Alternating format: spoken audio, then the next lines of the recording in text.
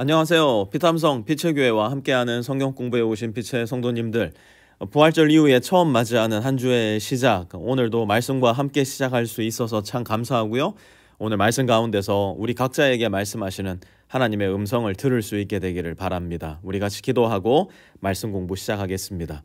하나님 아버지 감사합니다. 오늘도 하나님의 말씀 앞으로 우리를 불러 모아주시고 우리가 들어야 할 하나님의 말씀 묵상하고 가슴에 새기고 우리 삶에 순종해야 할 살아있는 말씀을 우리에게 들려주시니 감사를 드립니다.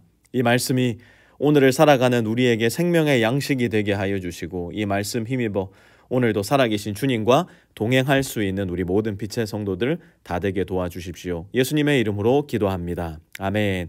오늘은 고린도후서 5장 1절에서 5절까지 말씀 함께 공부해 볼 텐데요. 먼저 1절 말씀부터 같이 한번 읽어보도록 하겠습니다. 우리 한번 같이 1절 말씀 읽습니다. 시작.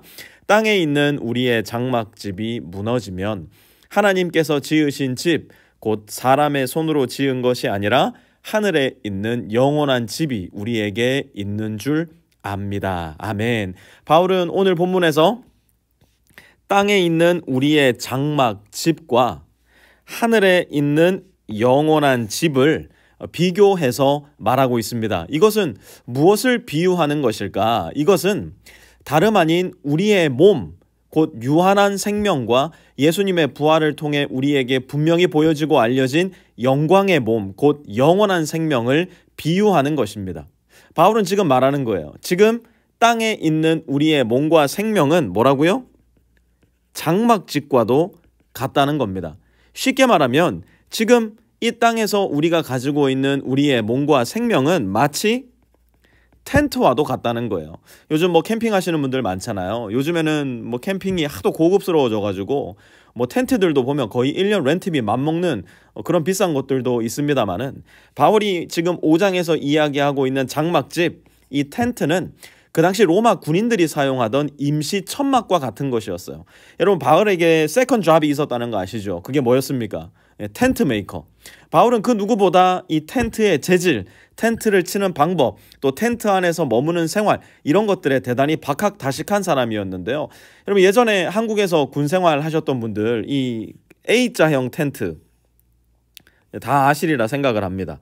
이 A자형으로 탁 텐트를 치고 이 두 사람이 한 조가 돼가지고 이렇게 텐트를 치는 건데, 기둥 두 개를 이렇게 딱 세우고 그 위에 국방색 두꺼운 천막을 똑똑이 같은 거 사용해서 결합하고 양쪽을 줄로 이렇게 팽팽하게 잡아당기면 다시는 그 안에서 자고 싶지 않은 이 A자형 텐트가 완성이 되는데요. 이 안에는 원래 이렇게 두 사람이 이렇게 누워 자게 돼 있습니다. 그런데 이 혹한기 훈련하고 그럴 때는 하도 추우니까 이렇게 세 사람이 포개져 가지고, 정말 한국 군대 요새는 안 그러리라 생각을 합니다만, 예전에는 지금 생각해도 웃겨요. 이렇게 추우니까 세 명이 이 좁은 데 들어가서 자게 했던 거. 그래서 몸을 포개고 자라고. 근데 여기에서 이렇게 제가 혹한기 훈련 받을 때 들었던 생각이 있어요. 제가 그 생각을 하고 깜짝 놀랐었는데 뭐였냐면, 내무실 가서 자고 싶다. 제가 정말 깜짝 놀랐어요.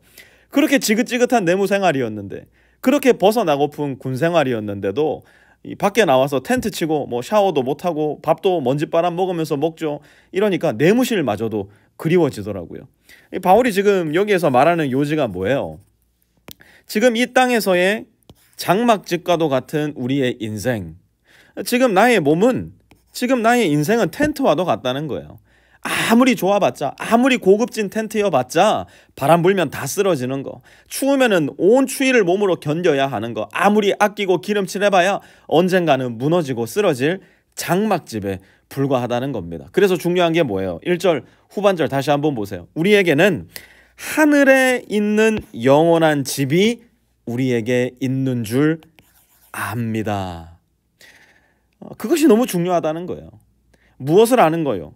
우리에게는 하늘에 있는 영원한 집이 있다는 것을 아는 것. 2절도 한번 이어서 보세요. 우리는 하늘로부터 오는 우리의 집을 덧입기를 갈망하면서 이 장막집에서 탄식하고 있습니다. 아멘. 우리 교회는 물론 젊은 세대가 훨씬 많아서 이런 이야기가 잘 이해가 안 갈 수 있겠지만, 저와 여러분도 나이를 먹습니다.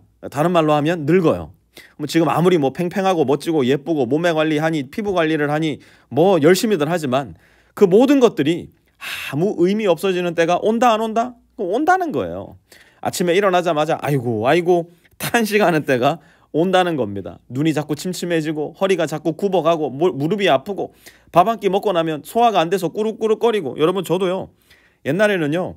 뭐 옛날이라고 하기도 좀 그렇죠. 하여튼간에 뭐 밤마다 라면 먹었던 때가 있어요. 라면을 원체 좋아하니까 뭐 주일날 밤에는 뭐 정말 52주 중에 한 주도 안 거르고 주일날 밤에는 늦게 라면을 먹는 거예요. 근데 이제는 라면 저 못 먹습니다. 먹으면 자꾸 소화가 안 되고 속이 너무너무 불편해가지고 예전에 저희 어머니가 제가 밤에 라면을 먹고 있으면 나오셔가지고 하셨던 얘기가 있어요. 야야, 니 그래 밤에 라면 먹고도 속이 개 안 나 그러셨는데 저는 그게 이해가 안 됐어요. 그런데 이제는 너무 이해가 되는 거예요. 그때 우리 어머니가 그래서 그러셨구나. 뭡니까? 우리의 장막집에서 탄식하고 있는 거예요. 그럴 때마다 우리가 갈망하고 생각해야 되는 게 있어요. 2절 한번 다시 보세요. 우리는 하늘로부터 오는 우리의 집을 덧입기를 갈망하면서, 우리가 진정 갈망해야 되는 것, 언젠가 우리 주 예수 그리스도의 영화로운 몸을 덧입게 되는 그때를 갈망해야 되는 거예요. 우리 그리스도인은 바로 그것을 갈망하고 소망하는 가운데 오늘 우리에게 주어진 이 장막집의 인생을 성실하고 정직하게 살아가는 겁니다. 3절과 4절도 이어서 한번 같이 볼게요. 시작. 우리가 이 장막을 벗을지라도 벗은 몸이 되지 않을 겁니다.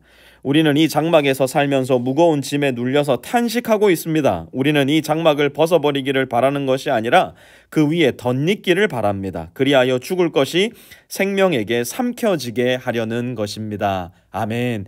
여러분 월요일부터 제가 좀 기분 나쁠 수는 있겠지만 100% 진실, 100%짜리 예언을 하나 하겠습니다. 저와 여러분 모두는요, 단 한 사람도 빠짐없이 죽게 될 겁니다. 만약 우리의 시대에 예수님께서 다시 오시지 않는다면 우리는 최대 100년 안에는 한 사람도 빠짐없이 다 죽게 될 겁니다. 하지만 저와 여러분의 이야기는 거기에서 끝나지 않아요. 잘 들으세요. 우리는 이 장막을 벗을지라도, 무슨 말입니까? 우리의 목숨이 다 하게 된다 할지라도 벗은 몸이 되지 않을 거라는 거예요. 그럼 어떻게 되는데요? 죽을 것이 생명에게 삼켜지게 된다는 겁니다. 우리가 예수님을 믿어서 우리가 in Christ, 예수님 안에 살고 있다면 비록 이 땅에서의 장막집이 무너져 내리게 된다 하더라도 우리에게는 영원한 집, 영원한 생명의 집이 덧입혀진다는 것을 기억해야 됩니다. 그렇기 때문에 사실상 우리의 죽음은 끝이 아닌 진정한 시작, 새로운 시작입니다. 장막집에서 영원하고 무너지지 않으면 우리 이성과 상상 너머에 있는 영광스러운 집으로 옮겨가게 되는 겁니다. 우리 지난주에 청년 중에 한 명이 4장의 말씀을 공부하면서 우리는 이사간다라는 표현을 했는데요. 그게 딱 맞는 말이에요. 우리의 장막집을 벗어버리고 이제는 영원한 집으로 우리는 이사를 가게 된다는 거예요. 여러분 우리 교회 안에도 사랑하는 사람들과 죽음의 이별을 하신 분들이 많아요. 사랑하는 가족, 친구, 뭐 얼마 전에는 사랑하는 강아지를 무지개 다리를 건너보내고 목사님 우리 강아지 다시 만날 수 있습니까? 묻는 성도님도 계셨는데요. 저는 개인적으로 강아지도 천국에서 만나게 될 거라 생각합니다. 물론 그 강아지가 우리 집 강아지 뽀미인지는 저도 잘 모르겠어요. 하지만 천국에는 분명 인간 이외의 존재, 이 세상 가운데 우리가 발견하게 되는 생명의 존재가 분명히 있을 거라 저는 믿어요. 하지만 분명한 거 한 가지, 제가 죽은 강아지 우리 집 뽀미를 천국에서 볼 수 있게 될지는 잘 모르겠지만 제가 분명하게 아는 것 한 가지는, 만약 이 땅에서 내가 예수 안에서 살다 죽은 사람이라면, 만약에 우리의 가족과 친구, 이웃들이 그러한 사람이 있었다면, 그리고 나도 예수님을 믿어 하나님의 자녀로 오늘을 살아가고 있다면, 여러분 기억하세요. 우리는 반드시 우리의 사랑하는 사람들, 가족들, 친구들을 다시 만나게 될 거예요. 왜요? 이미 육신의 장막을 벗은 그분들은 영원한 멸망을 당하거나 소멸된 것이 아니라 죽을 것이 죽지 않을 것, 곧 생명에게 삼켜져 이제는 영원히 사는 존재로 이미 변화되어 있기 때문이에요. 5절도 한번 보세요. 시작. 이런 일을 우리에게 이루어 주시고 그 보증으로 성령을 우리에게 주신 분은 하나님이십니다. 아멘. 여러분 이 말씀이 내 마음 가운데 받아들여지고 믿어지는 분들은 분명 성령이 그 안에 보증으로 계시는 분들이에요. 성령이 없이는 하나님의 말씀은 이해되지도 않고 받아들여지지도 않기 때문이에요. 사랑하는 빛의 성도 여러분, 저와 여러분도 언젠가 이 육신의 장막집을 벗어버리고 영원한 생명의 집으로 이사가야 되는 때가 올 겁니다. 자, 그러면 이제 오늘 우리는 무엇을 하며 살아야 할까요? 어차피 나중에 새 옷을 입게 될 텐데, 어차피 나중에 새 집으로 이사가게 될 텐데, 지금 뭐 대충 살지, 지금 뭐 내가 하고 싶은 대로 막 하고 살지, 우리는 과연 그렇게 살 수 있을까요? 아마 그렇게 생각하시는 분들은 하나님의 은혜를 전혀 이해하지도 깨닫지도 경험하지도 못한 분들일 거예요. 우리가 하나님의 은혜를 경험한 사람들이라면, 그 은혜와 사랑의 깊이를 이해하고 깨달은 사람들이라면 우리는 필연적으로 이거 묻게 될 거예요. 주님, 제가 도대체 무엇을 주님을 위해 할 수 있을까요? 내일 본문에서도 공부하게 되겠지만 주님을 어떻게 기쁘게 해드리는 삶을 살 수 있을까요? 그거 고민하고 기도하고 순종하는 가운데 살아가게 될 겁니다. 오늘을 살아가면서 여러분 기도하세요. 고민하세요. 기회가 있을 때마다 주님을 기쁘시게 할 수 있는 일을 예민하게 찾아내시고, 그 일이 비록 힘겹고 어렵다 할지라도, 죽음과 같은 고통을 나에게 가져온다 할지라도 순종의 자세로 하나님께 한번 응답해 보시기 바랍니다. 예수님의 부활은 저 2000년 전 예루살렘 작은 돌무덤 안에서만 일어난 일이 아니라 바로 오늘 저와 여러분의 삶의 현장에서도 일어날 수 있다는 것을 기억하시기 바랍니다.